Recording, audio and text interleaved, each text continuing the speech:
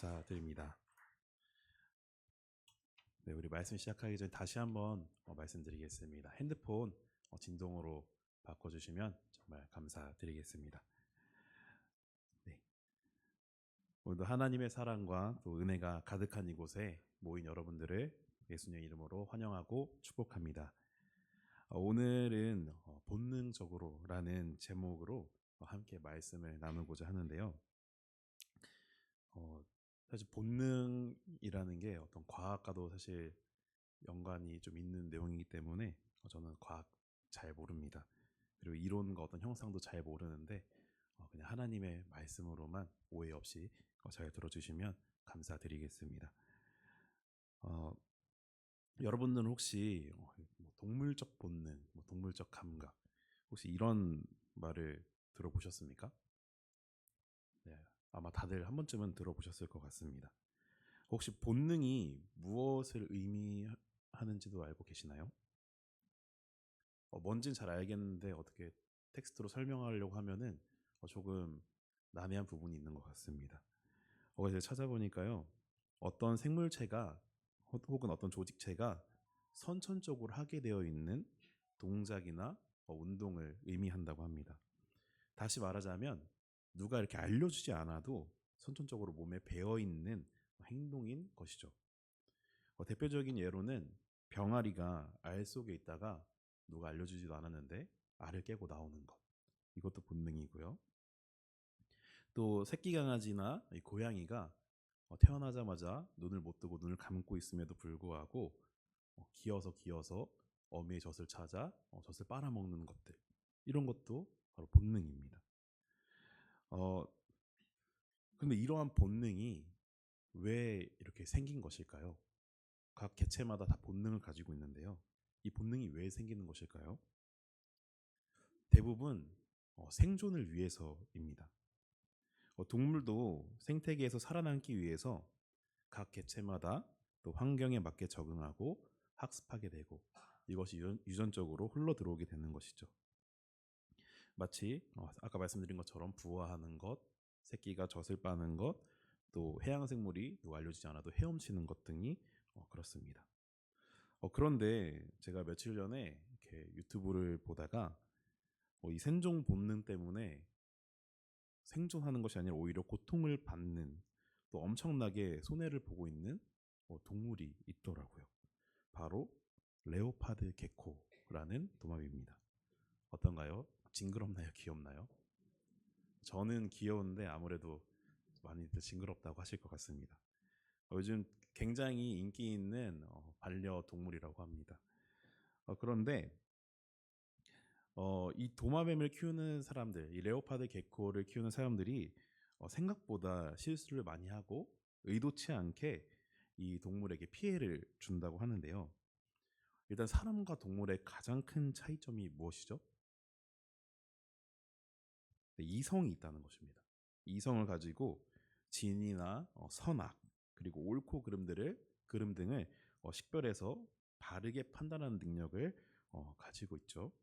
그런데 동물에게는 이러한 이성이 없습니다. 그래서 뭐가 옳고 그른지 잘 모를 수도 있고, 어떤 개체가 악의를 품고 있는지 선의를 품고 있는지 이런 것들을 판단하기가 조금 힘듭니다. 그런데 문제는 이 레오파드 게코라는 이 도마뱀이요, 성장을 하기 위해서는 탈피를 해야 된다고 합니다. 그래서 피부 조직이 올라오면 그것을 잘 벗겨내야 잘 성장할 수가 있는데요. 이 친구들이 자연에 있을 때에는 온도와 습도, 자신이 살기 좋은 곳에 잘 정착해 살기 때문에 사실 탈피하는 문제에 있어서 아무런 걱정 없이 혼자서도 잘 해낼 수가 있습니다. 그런데 이 가정에서 키워지고 있는 레오파드 게코들은요, 이 조건들이 잘 안 갖춰진 경우들이 많이 있습니다. 온도도 적당하지 않을 수 있고, 또 습도도 적당하지 않을 수가 있습니다. 그래서 탈피를 해야 되는데 제대로 하지 못하는 경우가 엄청 많다고 해요. 그래서 주인들이 레오파드 게코를 딱 잡고 껍질을 핀셋으로 잘 벗겨줘야 한다고 합니다. 그래서 유튜브를 보면요, 많은 이 도마뱀을 키우는 사람들이 저 도마뱀을 잡고 핀셋을 들고 막 이렇게 벗겨주는 장면들을 찾아볼 수가 있습니다. 그런데 이 탈피 작용을 하기 위해서 이렇게 사람들이 잘 벗겨주는데 이것을 잘 발견하지 못하고 잘 벗겨지지 못하면 어떻게 되냐면요. 쟤네 발가락이 되게 얇습니다. 근데 이런데 탈피가 안 돼서 피가 안 통해가지고 괴사하기도 하고요. 또 혹은 꼬리도 괴사하기도 하고 또 혹은 눈에도 탈피가 진행이 안 돼서 고름이 가득 차서 실명을 하는 경우도 생긴다고 합니다. 그런데 이렇게 괴사하고 있는 이 레오파드 개코를 보자니 주인들이 가만히 있을 수 있겠습니까? 어떻게 해서든 도와줘야 되지 않겠습니까? 그래서 강제로 잡아서라도 이 피부 조각들을 잘 벗겨주려고 엄청나게 노력하고 엄청나게 애정어리게 그것을 진행합니다. 그런데 문제는 저 도마뱀의 본능이 있습니다. 도마뱀 본능이 뭐냐면 도망가는 거예요. 그래서 사람들이 잡을 수는 있습니다. 그런데 저 레오파드 게코라는 개체는 꼬리가 몸통만 해요. 엄청나게 두툼하고 큰 도마뱀입니다. 그래서 사람들이 대부분 잡다 보면은 이제 꼬리를 실수로 잡게 되는 경우가 있는데 도마뱀이 도망갈 때 어떻게 하는지 아시죠? 네, 꼬리를 자르고 도망갑니다. 내가 애지중지하게 애써 키우고 있는 도마뱀, 나는 이 탈피작용을 잘 도와줘서 건강하게 잘 자랄 수 있게 하기 위해서 이 도마뱀을 잡는 것인데 이 도마뱀은 그것을 알 턱이 없죠. 나를 잡네? 도망가야겠다 이러면서 꼬리를 자르고 도망가 버립니다. 주인의 의도와는 전혀 다르게 오히려 잘 성장할 수 있도록 도와주려 했던 건데 그것을 알지 못한 채 자기의 살점을 떼어내고 도망가게 되는 것이죠. 그런데 이 도마뱀과 주인의 모습을 보면 꼭 누구의 모습 같습니까? 마치 이 하나님과 이 인간의 관계와 같아 보입니다. 우리의 주인 되신 하나님께서는 우리를 가장 좋은 길로 인도해 주시고 우리의 삶을 보살펴 주시고 또 우리가 주님 안에서 가장 평안하게 잘 살아가기를 원하시는 분인데 우리는 어떻게 하죠? 그 손길을 때로는 뿌리치고 계속해서 내 본능대로 저 도마뱀처럼 그 본능대로 살아가려고 합니다. 인간적인 본능을 포기하지 못하고 육체의 정욕대로 탐심과 죄악의 모습대로 살아가려고 저 도마뱀과 같이 발버둥치고 우리의 살점을 떼어낸다는 것이죠. 도마뱀이 사람 손에 붙들려서 온전히 자신의 탈피 과정을 맡긴다면 그 무엇보다도 아무것도 하지 않고 정말 편안하게 쉽게 그 조각들을 벗겨낼 수가 있는 것인데 그리고 건강하게 잘 자라날 수가 있는 것인데 그런 것처럼 우리 또한 이 탈피와 같은 삶의 모든 것들을 사실 주님께 맡겨드리면 사실 평안하고 또 안정적인 삶을 주님 안에서 누리면서 살아갈 수도 있습니다. 그런데 우리가 그것을 알면서도 저 레오파드 게코는 몰랐지만 우리는 알면서도 때로는 이 주님의 손길을 거부한다는 것이죠. 그럼 여러분들의 모습은 어떻습니까? 여러분은 혹시 본능대로 살아가고 계십니까? 아니면 하나님께 붙들려 살아가는 삶을 살고 계십니까? 오늘 이 시간 함께 말씀을 나누면서 나의 인간적인 이 본능은 내려놓고 또 하나님께 붙들리는 삶을 살아가는 저와 여러분이 되시기를 예수님의 이름으로 소망합니다.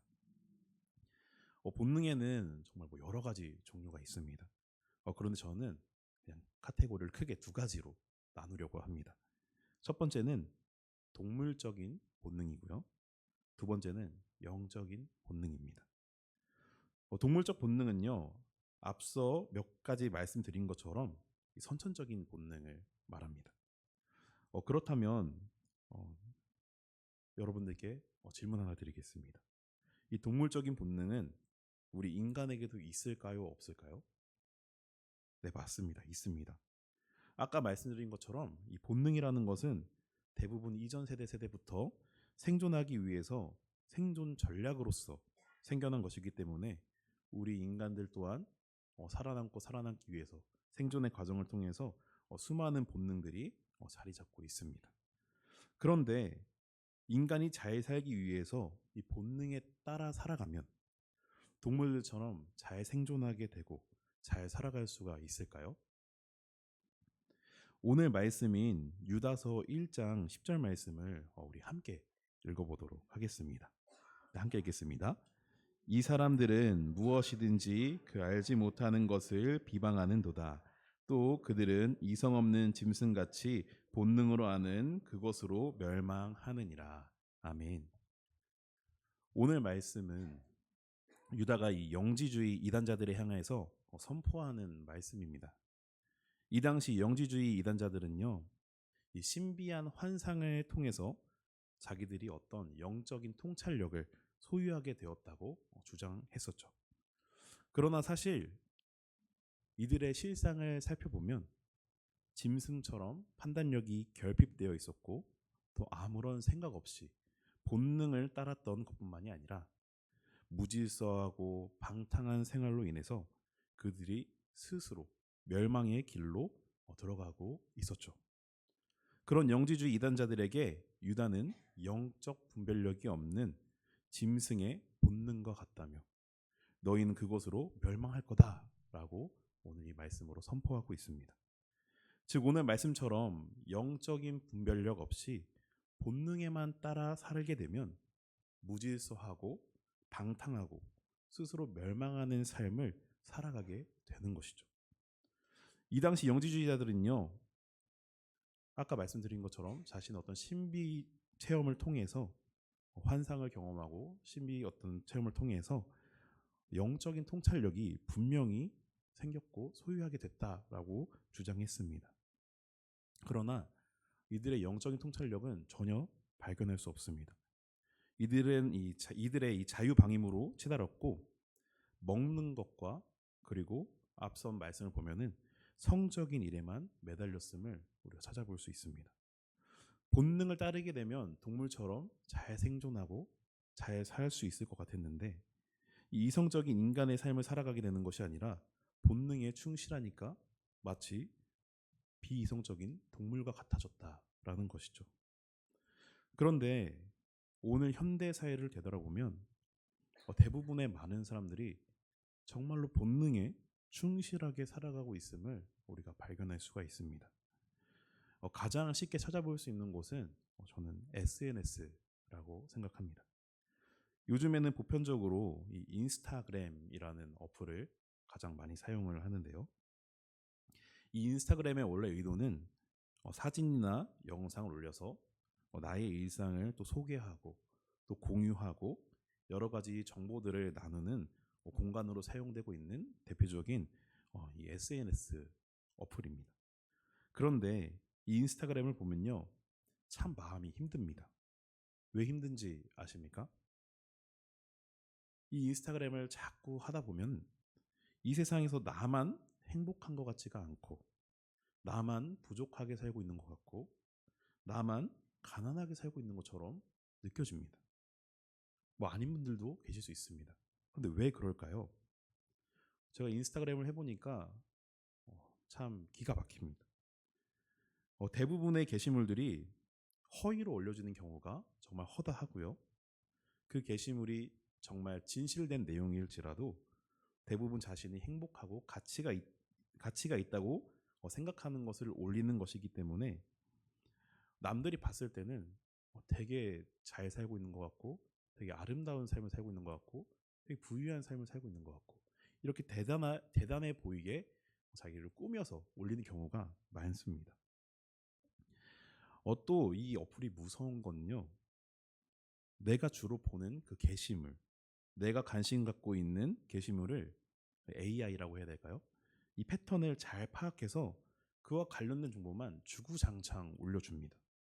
예를 들어서 내가 명품백이 갖고 싶어서 그 명품백을 검색하면 이후에 그 뒤로부터는 줄줄이 그 명품백을 가지고 있는 사람들의 사진, 그 명품백을 또 팔고 있는 사람들의 정보들, 그리고 그걸 사는 사람들, 또 그걸 사가지고 또 자랑하는 사람들, 이런 글밖에 나오지 않습니다.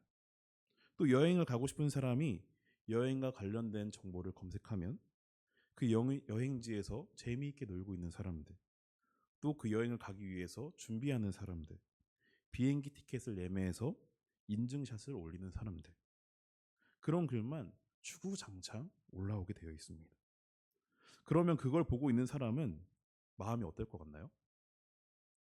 굉장한 상대적 박탈감을 느낍니다. 아, 저 사람들은 다 저렇게 사는데 왜 나만 이렇게 살고 있지? 아, 진짜 나만 지금 인생을 이렇게 힘들게 살고 있는 건가? 이런 마음이 들기도 하고요. 점점 이 마음들은 탐욕의 마음을 품게 만듭니다.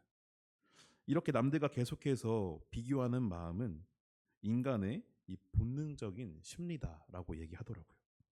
그러다 보니 계속해서 남들과 비교를 하다 보니 내가 비교를 하는 것이 아니라 스스로 비교를 당하고 있고, 그러다 보니 사는 게 재미없고 세상의 것을 더욱더 쫓아가려고 노력하고 정욕과 탐욕에 사로잡히게 되는 것이죠. 그러나 성경에서는 이러한 삶이 잘못됐다라고 이야기합니다. 자족하라고 말하죠. 본능을 따르는 삶은 남들과 비교함으로 이 탐욕의 마음을 품게 하고 또 자신의 형편을 원망하지만, 이 빌립보서 4장 11절에서 사도 바울은 어떠한 형편에서든지 나는 자족하기를 배웠다라고 말하면서 풍부와 궁핍에도 철저하는 이 일체의 비결을 배우라고 말합니다.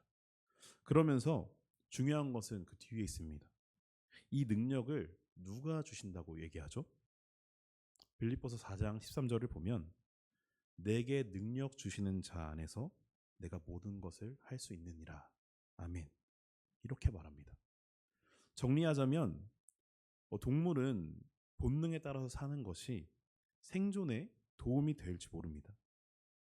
그런데 인간이 본능을 따라 사는 것은 나를 더 잘 살게 하고 나를 스스로 보호하기 위한 능력으로 작용하는 것이 아니라 나를 오히려 멸망하게 작용하는 것이죠. 오히려 내게 능력 주시는 자 안에서 살아갈 때 더 잘 살아갈 수 있는 것인데 이것을 망각하게 만듭니다. 이뿐만이 아닙니다. 오늘 함께 읽지는 않았지만 유다서 1장 7절의 말씀을 보면 이단자들의 이 방탕하고도 성적으로 타락한 모습을 찾아볼 수가 있는데요. 우리 함께 읽어보도록 하겠습니다. 소돔과 고모라와 그 이웃 도시들도 그들과 같은 행동으로 음란하며 다른 육체를 따라 가다가 영원한 불의 형벌을 받음으로 거울이 되었느니라. 아멘. 지금 유다는 이 본능을 따라 성적으로 타락한 이 이단자들이 하나님의 심판을 면할 수 없다는 것, 이 성적인 타락이 하나님의 심판을 면할 수 없는 극악한 죄임을 강하게 선포하고 있습니다. 유다가 다른 그 무엇도 아닌 이 소돔과 고모라와 그리고 그 이웃 도시들을 예로 들고 있는데요. 혹시 이곳이 어떤 곳인지 아십니까? 성적 타락과 방종으로 멸망을 받은 대표적인 도시입니다. 이 도시들과 비교한다는 것은 지금 이 이단자들이 성적 타락의 정도가 매우 심각한 상태이다라는 것을 우리가 알 수 있죠. 7절에서 음란하며라고 번역된 부분이 있습니다. 그런데 이 번역된 음란하며는 헬라어로 ek포르니오라는 단어인데요. 이 단어는 도색을 나타내는 에크와 또 행음하다라는 뜻이 있는 포르니오를 합친 단어입니다. 그런데 되게 신기한 것은 성경에서 유일하게 딱 이곳에서만 한 번 사용된 단어입니다. 그리고 일반 문헌에서도 잘 발견되지 않는 희귀한 단어입니다. ek포르니오는 단순한 간음의 상태가 아니라 비상식적인 성적 결합도 불사하는 완전히 혐오스러운 간음에 푹 빠져 있는 극도로 타락한 상태를 의미하는 단어입니다. 지금 영지주 이단자들이 성적으로 타락이 되어 있는데 그 정도로 극도로 타락해 있다는 것을 설명해 주는 것이죠. 그런데 최근에 개인적으로 굉장히 경악했던 사건이 하나 있었습니다. 일명 그 목사방 사건이라고 들어보셨을지 모르겠습니다. 처음 뉴스에서 접했을 때 너무 깜짝 놀랐습니다. 바로 텔레그램의 이 목사방 사건이라는 것인데요. 처음 이 사건을 접했을 때는 어떤 목사님이 뭐 사고 친 건 줄 알았습니다. 그런데 이 내용이 궁금해서 좀 찾아보니까 자세한 이야기를 깊숙하게 드릴 수는 없지만 이 성착취 피해자가 234명에 달하는 디지털 성범죄 사건이더라고요. 이전에 아마 엠번방 사건이라고 다들 아실 텐데 그 당시에 피해자의 3배나 달하는 사건이라고 합니다. 그런데 왜 목사방인가 찾아봤더니 거기서 사용한 호칭이 운영자가 목사라는 호칭을 사용하고 있고 그 밑으로 집사, 전도사, 예비전도사 이렇게 직분을 정해놓고 범행을 저질렀다고 하더라고요.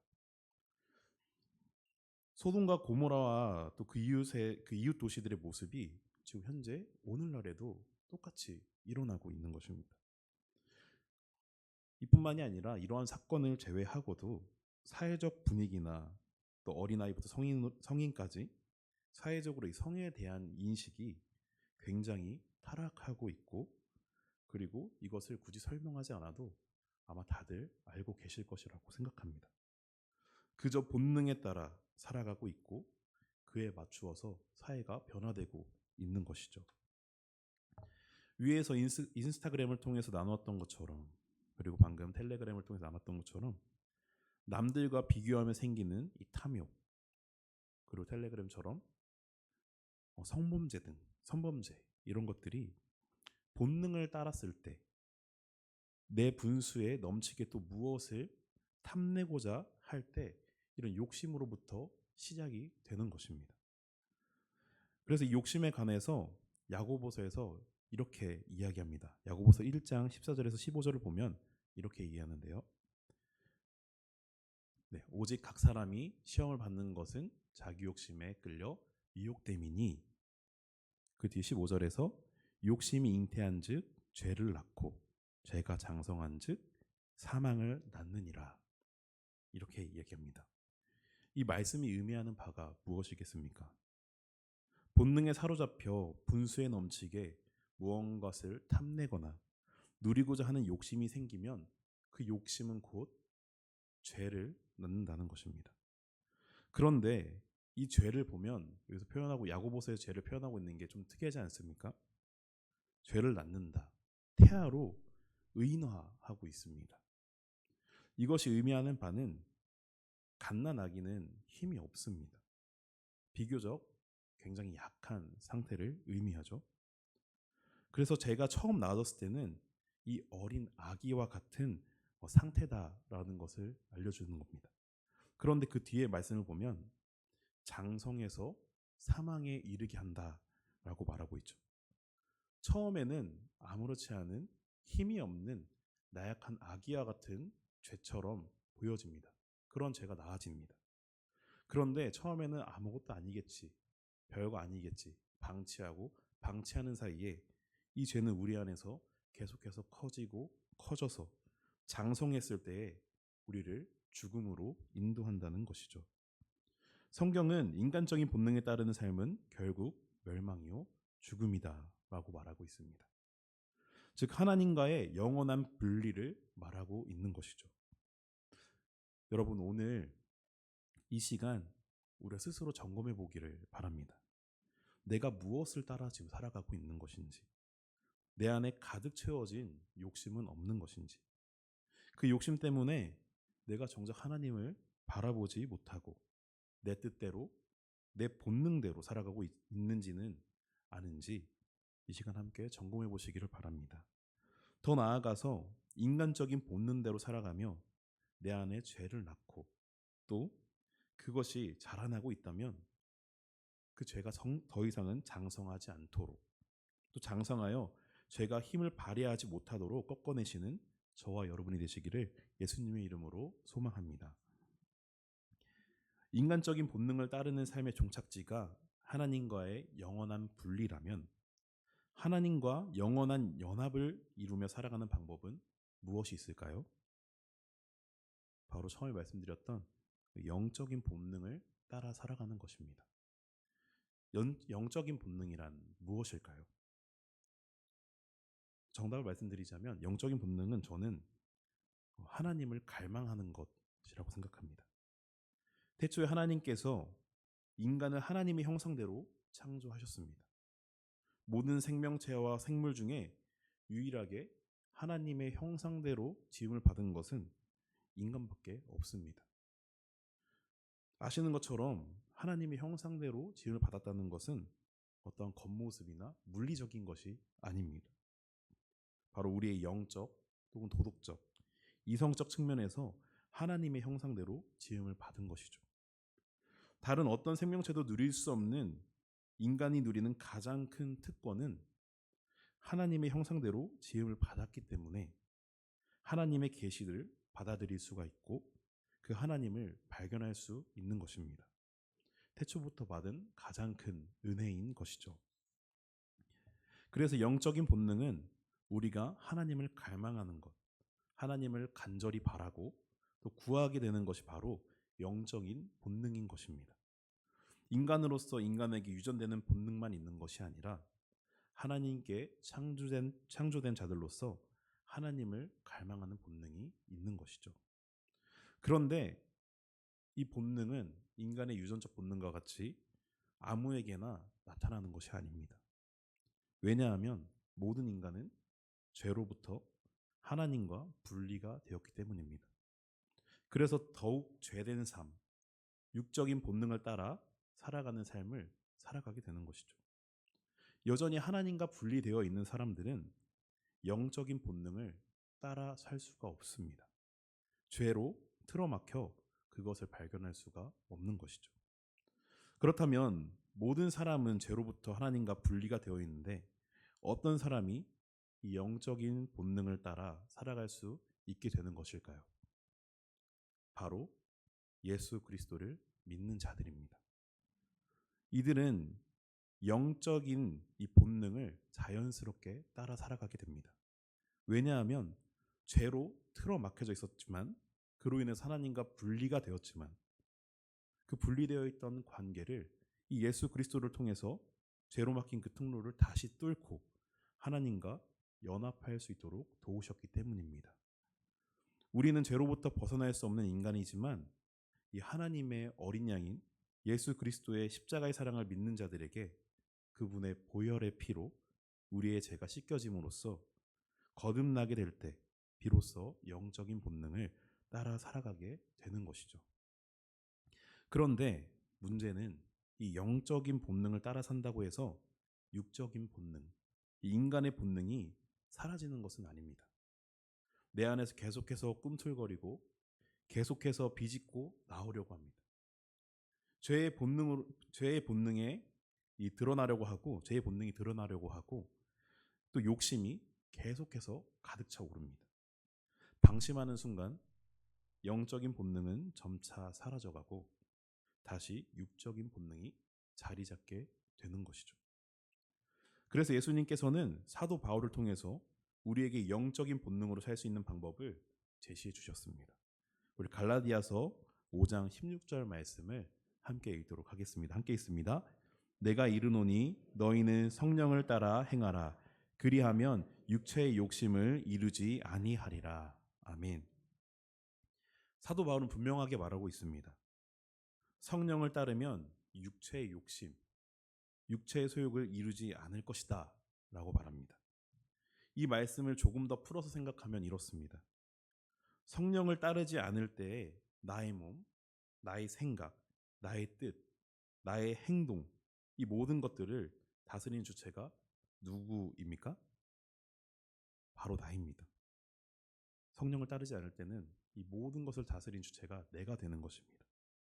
죄로 무너진 내가 나를 다스린다면 당연히 죄의 길로 갈 수밖에 없는 것이죠.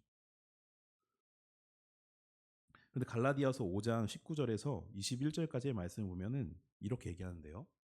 음행과 더러운 것과 호색과 우상 숭배를 하고 서로 원수 맺고 분쟁하고 분열하고 술에 취하고 또 방탕한 삶을 살게 되어서 하나님 나라를 유업으로 받지 못하는 상태가 됩니다. 내가 나를 다스릴 때. 그러나 성령을 따르게 될 때, 나의 몸, 나의 생각, 나의 뜻, 나의 행동, 이 모든 것을 다스린 주체가 누가 되는 것입니까? 맞습니다. 바로 성령님입니다. 성령님 곧 예수 그리스도께서 우리의 삶의 주인이 되어 주시는 것이죠. 우리가 영적인 본능으로 살아갈 수 있는 유일한 방법이 바로 성령을 따라 사는 것입니다. 나의 생각, 나의 모든 것, 나를 다스린 모든 주체를 주님께 맡겨드리는 것이죠. 성령님의 인도하심을 따라 살게 되면 이 성령의 열매를 맺게 되고 육체와 함께 그 정욕과 탐심을 십자가에 못 박는 삶을 살아가게 되는 것이죠. 즉 이전에는 내가 나를 너무 사랑해서 내가 원하는 것, 내가 사랑하는 것을 위하여서 내 삶을 살아갔더라면 이제 이런 것은 다 십자가에 못 박아 버리고 성령의 인도하신 대로 하나님을 사랑하고 갈망하는 삶으로 변화되는 것입니다. 사랑하는 성도 여러분, 때로는 우리가 육적인 소욕을 따라 살고 또 인간적인 본능에 치우쳐 사는 것이 행복이고 또 즐거움이고 또 나 스스로를 지키고 보호하는 것처럼 느껴지지만 결국 그 결과는 하나님과 분리되는 영적인 죽음으로 이끄는 길임을 기억하시기를 소망합니다. 반면 영적인 본능에 이끌려 사는 삶은 그것을 모르는 사람들에게 보여지기에는 굉장히 미련해 보이고 저 왜 저렇게 살까? 가치가 없어 보이고 또 쓸모없는 일처럼 느껴지겠지만 결과적으로는 내 영을 살리시는 주님과 함께하는 것이고 하나님의 나라를 유업으로 받는 가장 복된 일임을 기억하시기를 바랍니다. 여러분은 어떤 본능에 이끌려 살고 계십니까? 오늘 말씀을 되짚어 보시면서 내가 육적인 본능, 또 인간적인 이 본능을 따라 살고 있는지 아니면 영적인 본능을 따라 살고 있는지 함께 점검해 보시기를 바랍니다.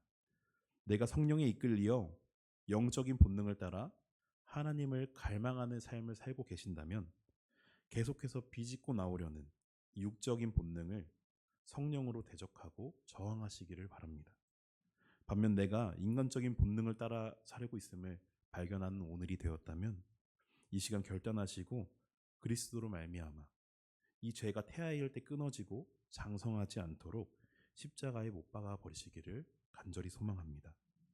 더 나아가서 죄가 성장해서 장성하여서 멸망의 길로 걸어가고 있는 나의 모습을 발견했다면 포기하지 마시고 예수님께로 돌아가기를 더욱더 애쓰시기를 소망합니다. 마지막 예화로 말씀을 마무리하고자 합니다. 여러분들 혹시 연어 아시나요? 아마 연어 모르시는 분도 없을 것 같아요. 굉장히 즐겨 드시는 분들도 계실 것 같습니다. 사진 한번 보여주시겠어요? 네, 연어입니다. 저 연어는 아주 특별한 본능을 가지고 있습니다. 바로 회귀 본능입니다. 연어는 내륙의 강이나 시내에서 부화된 후에 수백 수천 킬로를 헤엄쳐서 바다로 나갑니다.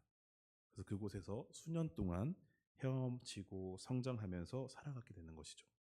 그러나 바다로 나갔던 이 연어가 마지막에는 다시 태어났던 곳으로 돌아와서 알을 낳고 죽습니다. 대단하지 않습니까? 그 넓은 바다로 나아가서 어딘지도 모를 것 같아요. 그 넓은 해안 바다로 나아가서 수년을 살다가 정확히 자기가 태어난 곳으로 돌아가 알을 낳는다는 것은 정말 대단한 일이 아닐 수가 없습니다.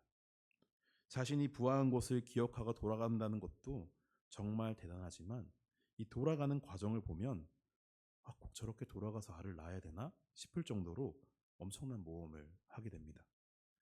강에서 바다로 가는 것은 비교적 쉽습니다. 근데 바다에서 강으로 가는 것은 어떨까요? 굉장히 어렵습니다. 물살이 반대 방향으로 흐르기 때문에 그렇습니다. 저 앞에 사진이 나왔는데요. 강에 잘 도착해서 이제 자신이 태어났던 곳으로 돌아가기 위해서 저렇게 강물을 거슬러 연어들이 올라가야 합니다. 그런데 저렇게 강물이 위에서 아래로 쏟아지는데 저 물고기들이 저 강물을 거스르고 올라가는 것이 쉬운 일일까요? 아마 사진에서 보면 아실 수 있겠지만 연어들이 그냥 올라갈 수 있는 게 아니라 저렇게 저기 턱이 있으면 점프해서 올라가고 점프해서 올라가고 계속해서 팔딱팔딱 뛰면서 물살을 반대 방향으로 헤엄쳐서 올라가야 합니다. 그런데 이렇게 올라가는 것도 굉장히 힘든 일인데 이 연어들에게는 더 큰 위협이 기다리고 있습니다. 다음 사진 보여주세요. 네. 연어들이 저 강물을 올라가려고 탁 뛰면 곰들이 그걸 알고 입을 탁 벌리고 있습니다. 입을 벌리고 그냥 뛰어오르는 연어들을 아주 손쉽게 잡아먹습니다. 연어들은 그저 고향으로 돌아가려고 애써 물살을 거슬러 올라가려고 하는데 그 길을 가로막는 것들이 너무나도 많아요. 저 곰이 정말 아주 편안하게 입을 벌리고 연어를 잡아먹죠. 그런데 저런 연어의 모습을 보면서 저는 우리가 가져야 할 신앙의 모습을 바라보았습니다. 주님 곁을 떠나서 우리가 세상에 나가 살다 보면 주님께로 다시 돌아오는 일이 정말 참 어려운 일입니다. 그 돌아가는 길목은 험난하고 마치 연어를 삼키기 위해서 광물을 위해서 곰이 입을 벌리고 있는 것처럼 사단마귀가 사자같이 입을 벌리고 있을 것입니다. 그러나 곰이 입을 벌리고 있음에도 불구하고 돌아가기 위해서 계속 뛰고 뛰어서 다시 고향에 돌아가는 연어처럼 하나님을 갈망하여 돌아가고자 발버둥 치는 주님의 백성들에게 성령님께서 함께 해주셔서 그 고향으로 돌아가게 하실 줄로 믿습니다. 연어는 잡아먹히는 연어들도 있겠지만 성령님께서 함께 하시는 우리는 결코 사자에게 삼켜지지 않을 줄로 믿습니다. 따라서 사랑하는 성도 여러분, 이제는 육적인 본능, 인간적인 본능에서 벗어나 성령님께서 인도하시는 영적 본능을 따라 하나님 나라의 유업을 받고 또 그 고향으로 돌아가게 될 믿음을 소유하는 저와 여러분이 되시기를 예수님의 이름으로 축원합니다. 아멘. 기도하겠습니다. 참 사랑이신 하나님, 주님께서는 우리를 사랑하셔서 우리에게 자유의지를 주셨지만 죄로 더럽혀진 우리의 영은 결코 선한 길로 갈 수 없고 오직 주님만이 선한 길로 이끄심을 인정하며 주님께 붙들리기를 간절히 원합니다. 육체의 본능을 따라 사는 삶은 멸망으로 인도하고 하나님과 완전한 분리가 되어 영원한 죽음에 이를 수밖에 없지만 예수 그리스도로 말미암아 주님과의 관계가 다시 회복되고 영원한 생명의 길로 걸어갈 수 있게 되었음에 주님께 감사드립니다. 주님의 이 놀라운 은혜를 잊지 않고 이제는 영적인 본능을 회복하여 하나님을 갈망하고 성령의 인도하심으로 살아가는 저희가 되게 하여 주옵소서. 우리의 마음과 생각과 뜻을 다스려 주셔서 매일매일 주님과 동행하며 주님께 영광과 기쁨이 되는 삶을 살아가게 하여 주옵소서. 혹시라도 저희 마음 가운데 죄가 자라나고 있다면 장성하지 않도록 주님 앞에 회개하고 회복되는 은혜를 누리게 하시고 죄가 장성하여 강력한 사단 마귀의 그 힘에 억눌린 자들이 있다면 성령 하나님께서 그들 마음 가운데 임재하셔서 담대히 대적하고 저항할 수 있도록 죄로부터 승리할 수 있도록 주님께서 앞장서 도와주옵소서. 그로 말미암아 주님을 사랑하는 모든 백성들이 또 이 시간 성령에 이끌리어 영적 본능에 충실하여 살아가겠다고 다짐하는 모든 주님의 자녀들이 하나님 나라의 유업을 받고 본향으로 돌아가는 은혜를 누릴 수 있도록 함께하여 주옵소서. 감사드리오며 우리의 삶의 주인 되시는 예수 그리스도의 이름으로 기도합니다.